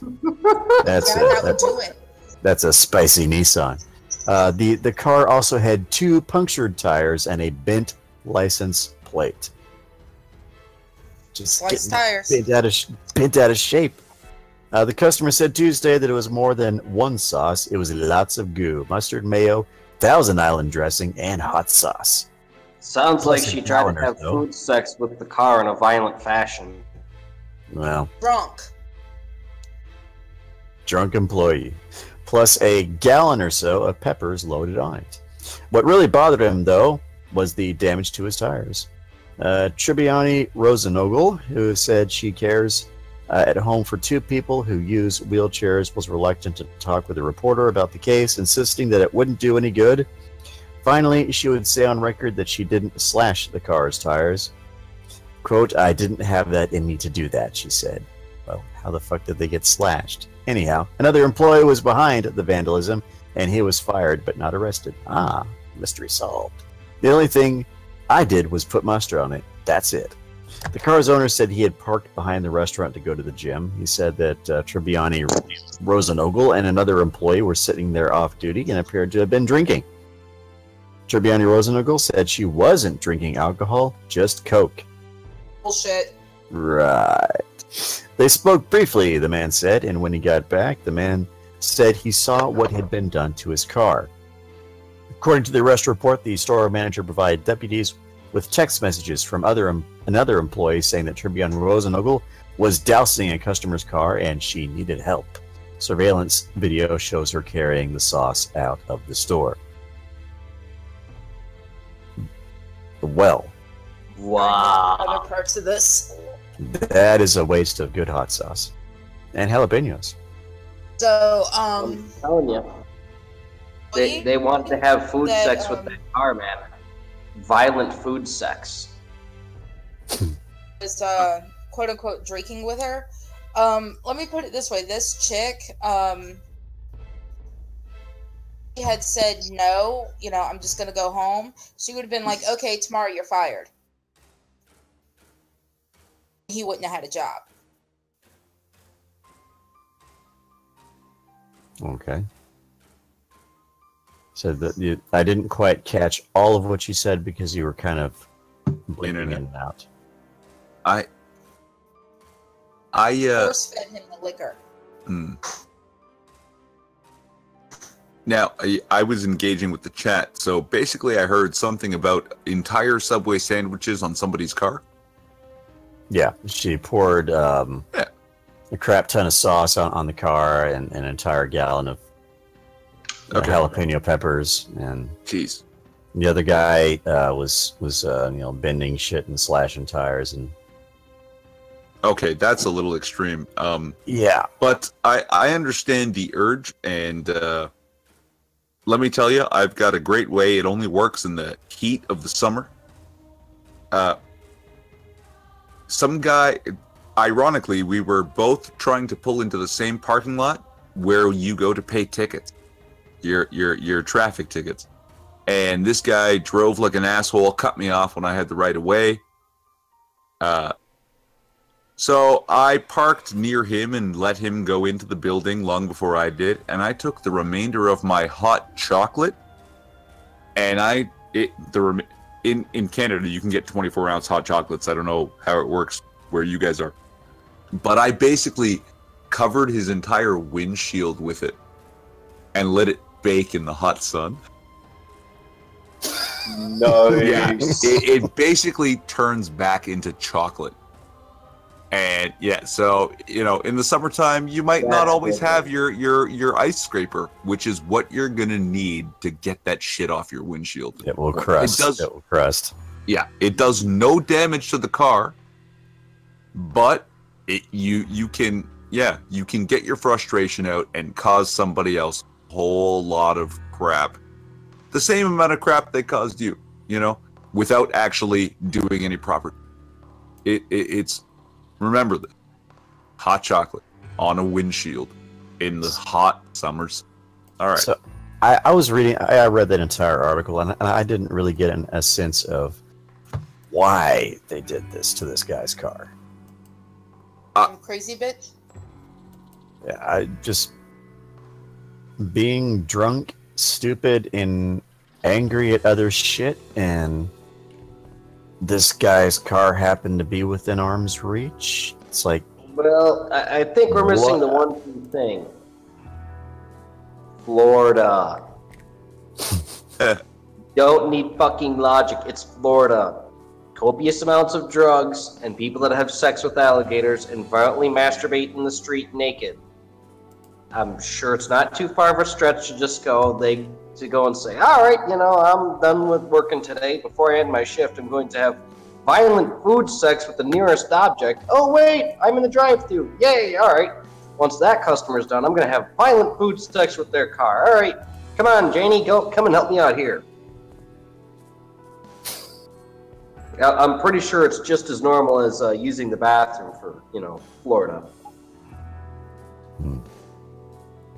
Well, I guess the silver lining of the story is that, they have now contributed to the great movement of modern art. Oh, I'm sure if someone got a picture of that, that'd sell for at least 30 cans of turd in a modern art museum, man. Yeah, the guy that owned the Ultima, hey, he could sell his art to a collector, his car to a collector, and probably pick up some pretty good coin. Mm-hmm. Which is much more than a monkey can quick, pick up. Six, would you send me that link in Discord? Sure. Let's see. And this monkey, of course, cannot sue for copyright infringement for selfies. Ninth Circuit rules.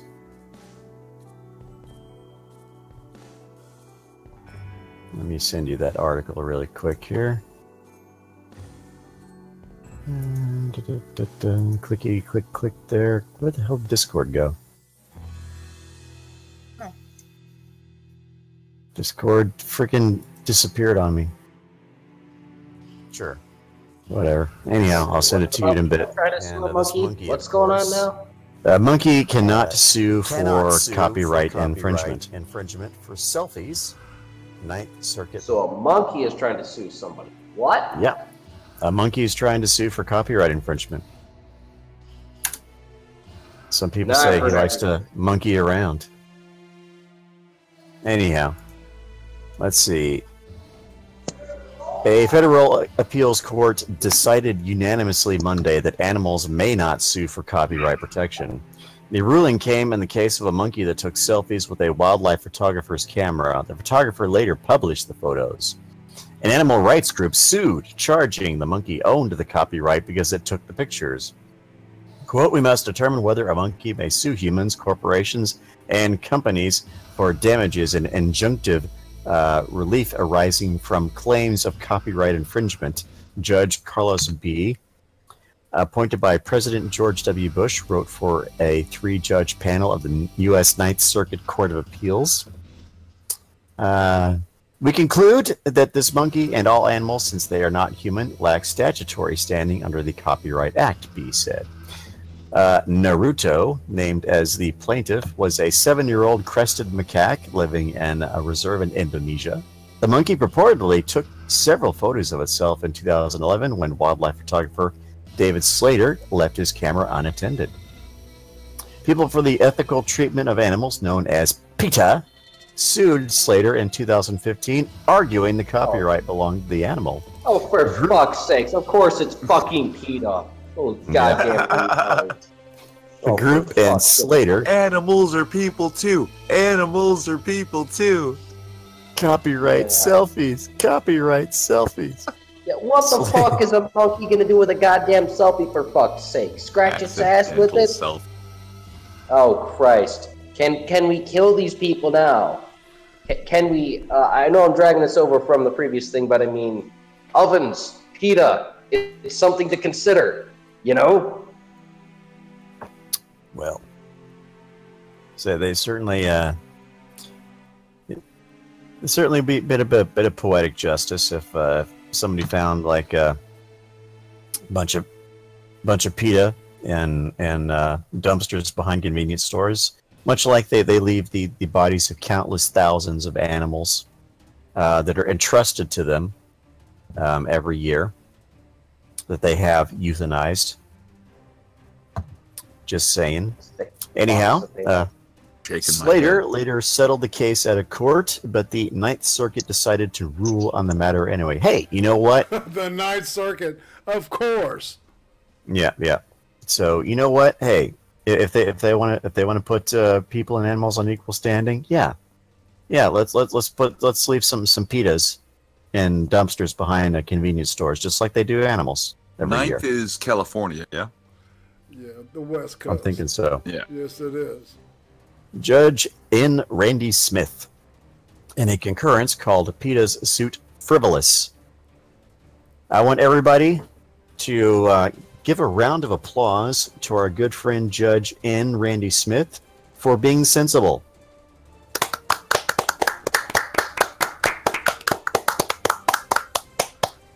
There you go. Awesome.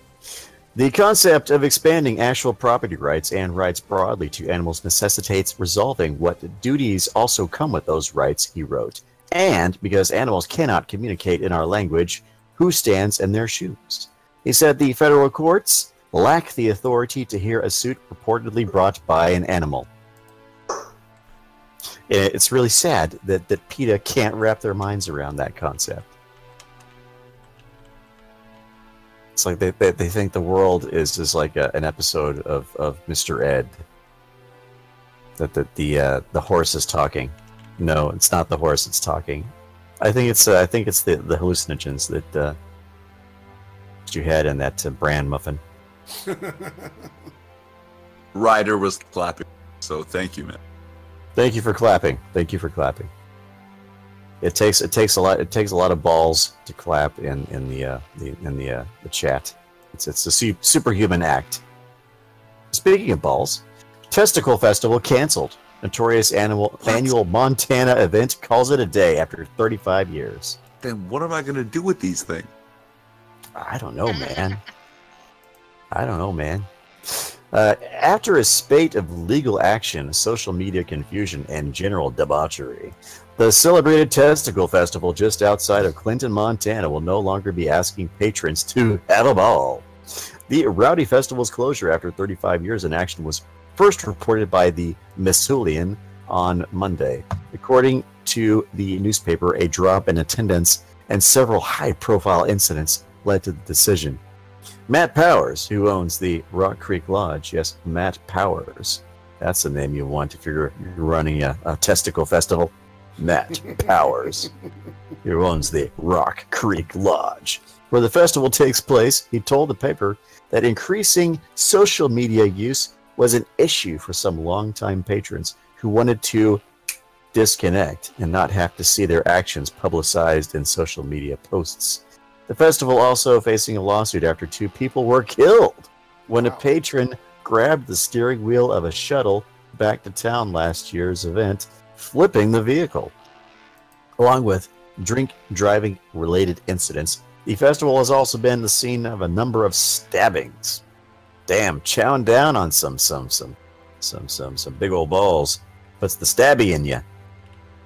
Damn, I just finished a plate of balls. I need to stab somebody. Damn. No shit. Where's my knife? Gotta stab. Anyway. I digress. Speaking to this local station, KTMF, Powers said that he planned to go to the medical marijuana business, saying he thought it would be safer. So, okay, okay, running a testicle festival is it's become so hazardous that he now wants to get into the medical marijuana business. Okay. On his Facebook page, Powers said that the staff, the patrons, the event will be missed. Anyone that knows me knows the reasons are many. There wouldn't be one reason to shut down the fest. Apologies to all. Commenting on the post, a number of users expressed a sadness at seeing the festival end, with many wishing Powers luck for the future. I'm beyond disappointed, Dean Asselford wrote. On Twitter, one user joked that it was probably the most Montanan of festivals. It celebrated masculine castration anxiety, heavy alcohol use, and, of course, random violence. Not everyone on social media seemed saddened by the announcement, with one Montanan saying they didn't think too many locals will actually miss the event. Well, that took a lot of that took some balls to say. So I'm reminded of the great AC/DC song of Big Balls. We got the biggest balls Of them all. Okay, well, the last 3 stories have been brought to us by our senior Florida correspondent, Colleen Bernier.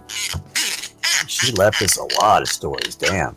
I guess that's to make up for yesterday. She was kind of she was out in the wind, as they say. After this story, though, can I hop in with a little something? Sure. But I want to read this one because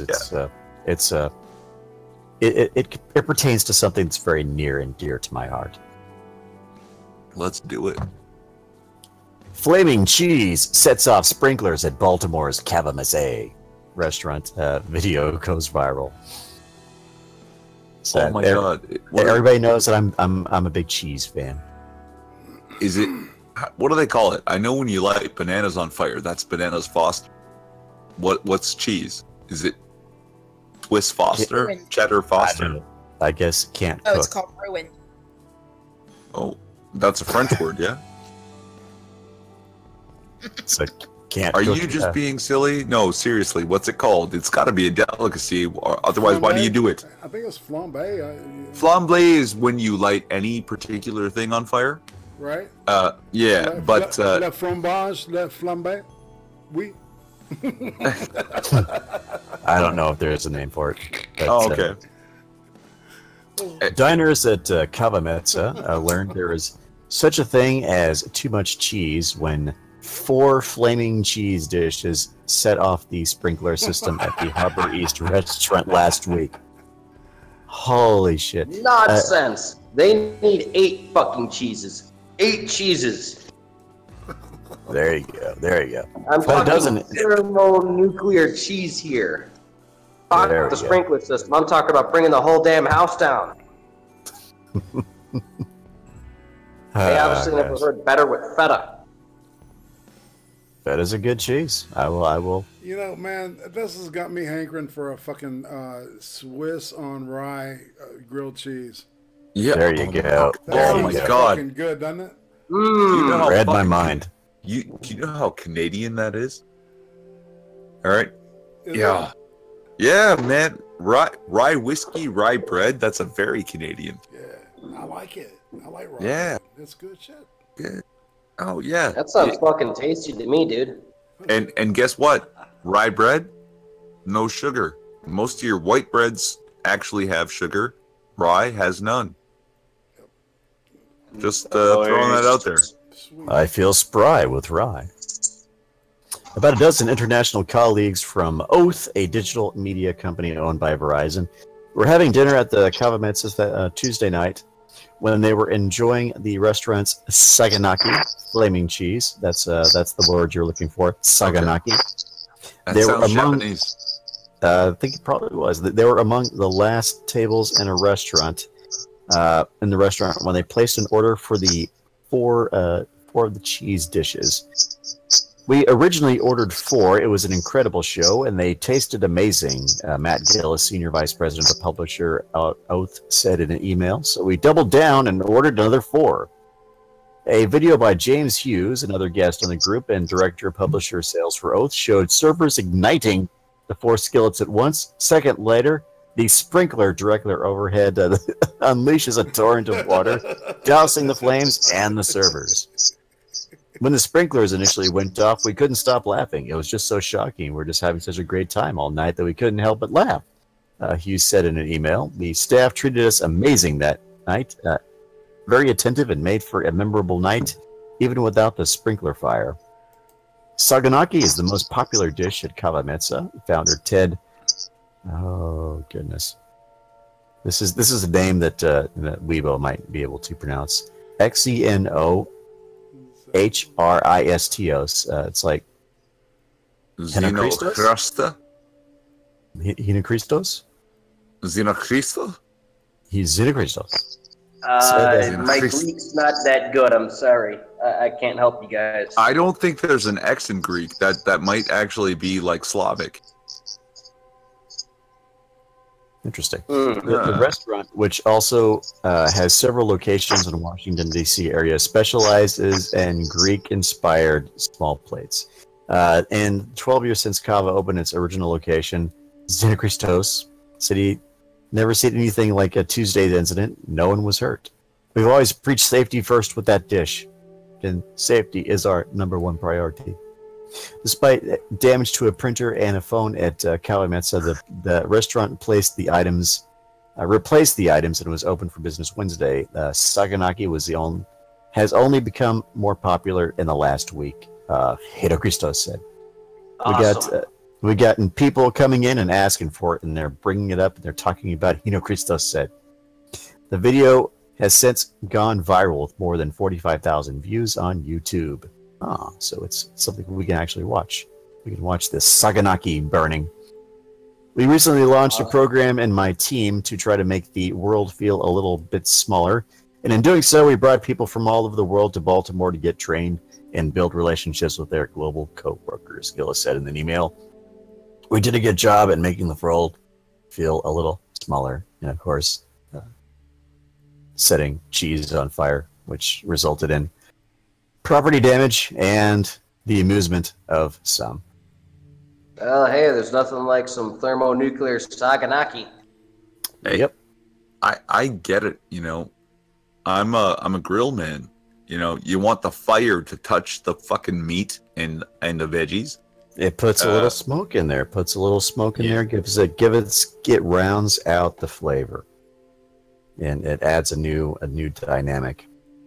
Some of the best dishes that you'll have in any Mexican food restaurants is when they deliver the food on those hot iron cookware, and the shit is still bubbling. Yeah, it comes out sizzling. I love those skillet dishes, man. Those are great. And yeah, like barbecue, hot skillet, dude. Like I'm by no means a master chef, but I know the value of fire and iron. Yeah. And no, sometimes you got to risk setting off the fire alarm to make a good meal. And those who don't really understand how to use iron cookware, that happens more often than you would think.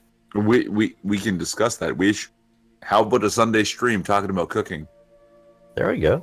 All right, my man. I'll wear my apron and everything. I'll host it. And in case anybody sets the fire alarm off or goes thermonuclear, I'll have my gas masks ready. As will I, and I have a fire extinguisher. My man. So you had something that you wanted to discuss there, Irving? I wanted to. Someone asked me, a friend of mine asked me to talk about the first responders, in particular the cops who actually made the arrest the other day on Monday in Toronto. Mm-hmm. And Officer Ken Lamb, there's video of him being like. I did a video, I called it Alberta Tough. I want to call another video, I might do one, Toronto Brave. This guy, he's a 7-year vet of the police force. He was the one who had to confront by himself at first the driver, Alec Manassian. He drew his weapon. Manassian had his hand in his pocket. Yep. They're yelling at each other, get down. And Manassian says, I have a gun. And if you watch, there's videos of this. You can hear all of this discourse. Yeah. Ken Lamb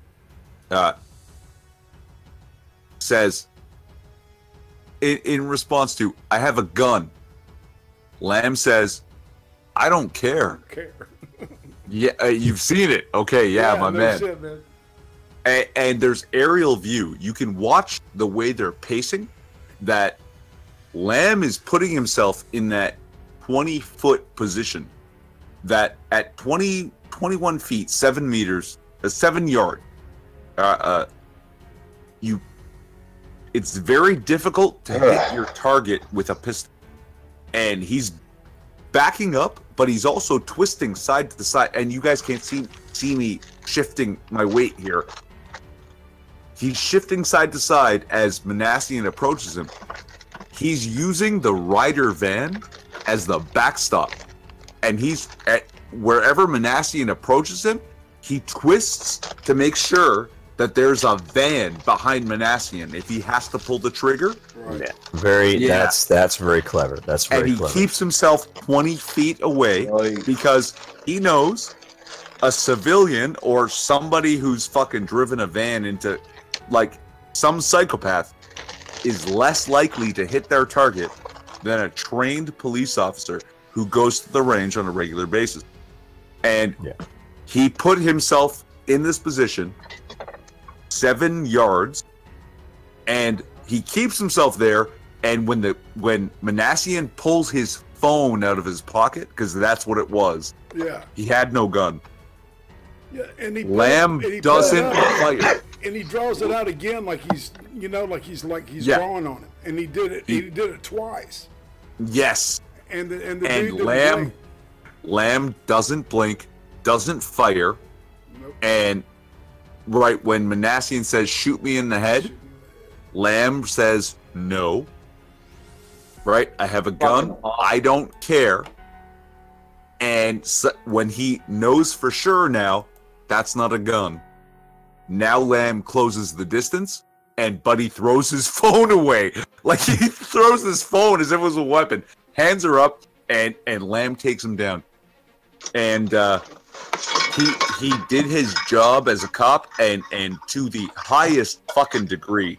Like, the diligence due there was, I'm willing to fucking let this guy fire on me before I fire on him. It's amazing. Some people might say it's stupid, because I'll tell you what, if I was a fucking cop and that guy threw anything out of his pocket, I'd have put 3 in the chest. Yeah. Right? That's a lot of discipline, man. Yes. Yeah. And you can say it's dumb. There's an argument, and we can have that argument that was not smart. You know what? I think the way he positioned himself, because there's actually an aerial view of this. The way he's putting himself 20-odd feet, 7 yards away, keeping the van as a backstop. He was ready to fire when he was fired upon. And if you've ever fired a pistol at 7 yards, at 21 feet, it's not easy to hit your target. Right? I have to take a breath.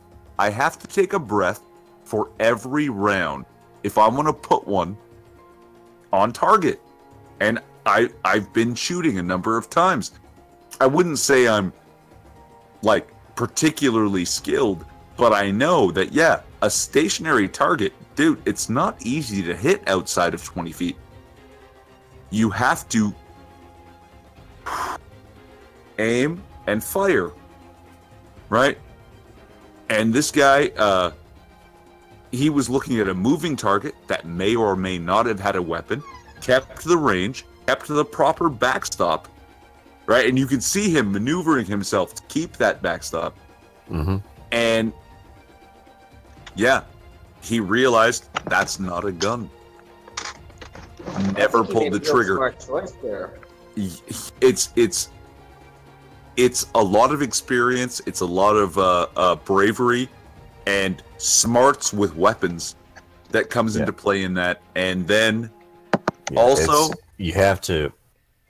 After the fact, this poor guy is torn up about all of it. You know, that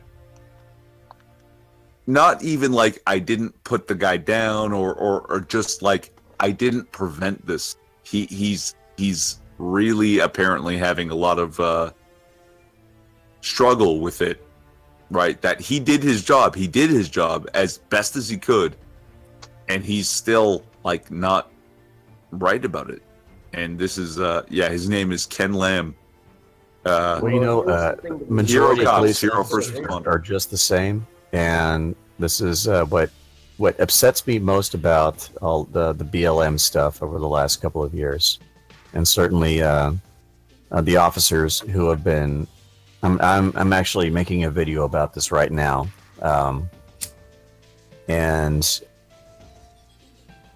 it really does upset me, because I know police officers. My uncle was a cop, and there are a lot of guys like this, just like Lamb. But it's the ones that do get into these kind of situations, who do feel like they're forced to fire on a suspect, and certainly the flack that they get afterwards, and certainly the politics that play into that flack. It's sure. It is a tough situation that you know, a split second. They're not deliberating all these things, all these consequences, all this fallout. They don't have time to think about all that stuff. They have to decide what they're going to do right then. And yeah, a lot of people don't understand that. They've never been put in that position. They don't understand the speed that these situations. I'll tell you, like, Yeah, you're not wrong. That's all correct, and I'll tell you right now, I know for a fact if I had my weapon drawn and someone who was telling me they had a gun in their pocket, even if I had the wherewithal to say I don't care, the moment he pulled his hand out of his pocket, clack, clack, clack, center mass, I group as best I can in the middle. And had that happened a different day, the same officer may have decided to do differently. But at that particular, on that particular day, at that particular moment, and that little sliver of time from the time that he engaged the suspect to when the suspect was actually apprehended. Yeah. It could have gone differently, but it from what he was reading from that situation, he made enough of a determination that this is what I'm going to do, and he stuck to his guns. I mean, no pun intended, but yeah. Yeah, and the good thing is they've got this guy in custody, so now they can plug the guy for information. Mm-hmm. You know, I think that's primarily why the guy was trying to egg on the officer to cap him. Because dead men tell no tales. Yep, exactly. Yeah. I don't even think in this case it was likely not some sort of conspiracy, and there's not some group. I just think he was trying to pull suicide by cop. Yeah. Right. This is a crazy person. Yeah. It could be. You never know. It could be. You know, we'll find out once more the information comes out. Hey, Dual Wield. Go ahead. All right. I was just saying hey to Dual Wield, man. Oh. I just mean. How's it going, Dual Wield? I prefer this outcome, and a lot of people are like me that you would have put him down, woulda, coulda, shoulda, right? Should have maybe. Like he killed 10 people. Right? Yeah. It's not unreasonable to put this guy down on the spot. True, but for every action, there's an equal and opposite reaction. For all we know, the two craziest, things could be, maybe this guy was, with ISIS. Maybe he was trying to Allahu terrorism bomb. I don't even think that's the case yet, and like, if there's evidence for it. Shoot him, then, it could be, that ultimate dogmatic moment where it's like, aha, I are ISIS. I are go to my heaven now, and more people do what I do. Or, in the case of PLM, it could have been suicide by cop, which also, same thing, martyrdom, which means that, dead bodies matter. So it's for the martyrdom in general, though, that, like, you pull this kind of thing and you get put down, you're famous forever. Yep. People are going to look at that, the wrong kind of people, obviously. Exactly. But this guy now is not a martyr. He's not some famous guy who pulled this shit and was gunned down. Now he's like a fucking humiliation of it. Instead of a martyr. Yeah. He's Bubba's play toy now. The cop that had the fucking balls to stare him down and wait for a shot. That's Alberta tough, Toronto brave, man. Yep. Yeah. Yeah, I definitely got to give him points for that, because that's good. It's great that he was able to do that, because now, guess what? All they have to do is, if they want to get information out, if they want to find out who, what, when, where, why, just hand him over to Butt Raping Bubba. Give him 10 minutes and go, do you want to talk, buddy? You guys heard about hurt?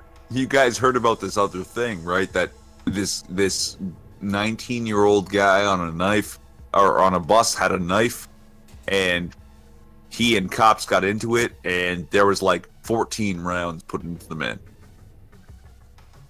Okay, and you've heard stories like this before, that someone is surrounded by 6 to 8 cops, and you hear, oh, he was shot 14, 15 times.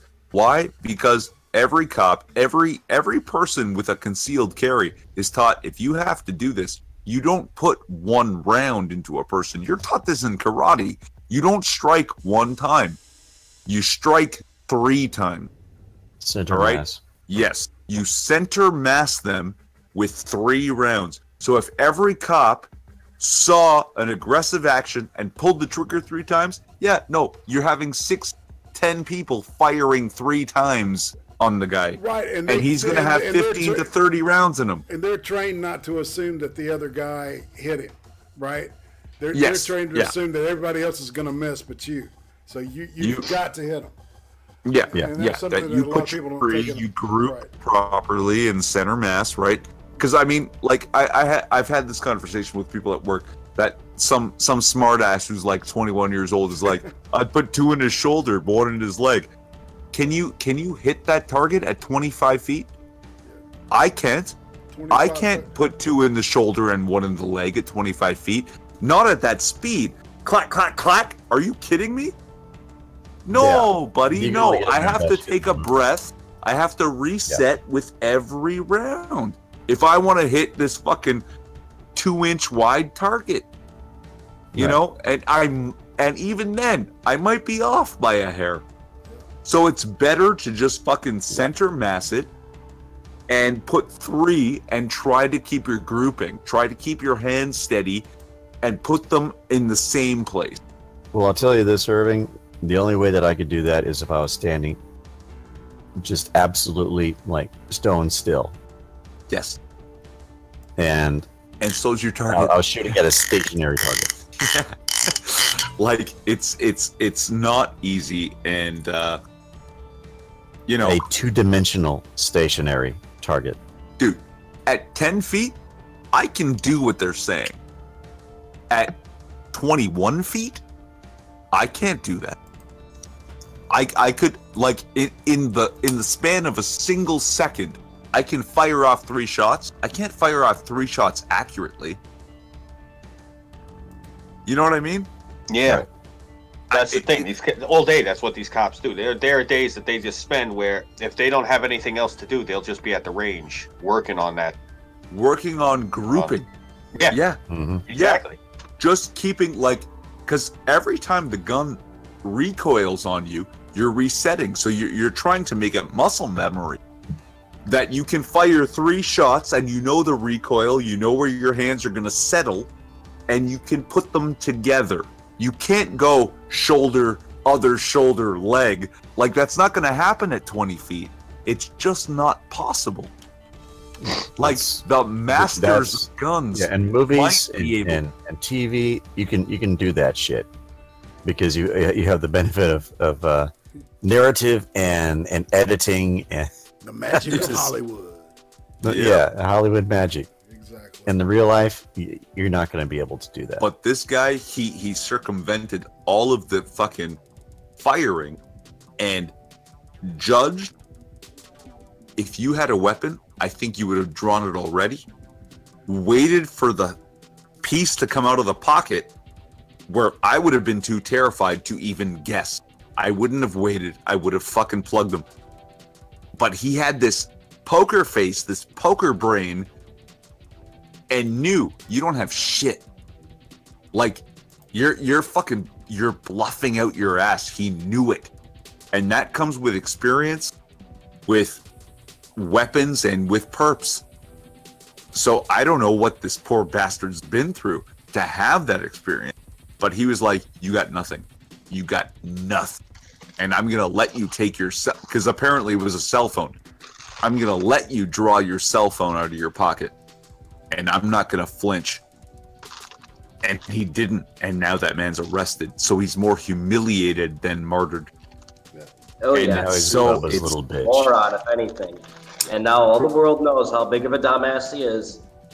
And now all the big boys in prison know he's a fresh a-hole looking to be sodomized. And that was the thing I wanted to draw. That Ken Lamb. All right. Well, we're actually, we've passed the top of the hour, so it's thanks everybody for showing up. It's been a great show. Thanks, man. I got a feeling y'all thinking about taking this and continuing this conversation. I'll do a short after hour. All right. Well, cool. Very short.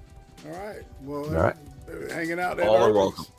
All right. So this is IRATE Prostate on this channel, and it's Another Chaos 120 out, and we'll see you next time. Good night, everyone. Thanks for coming. Thanks, Bye. guys.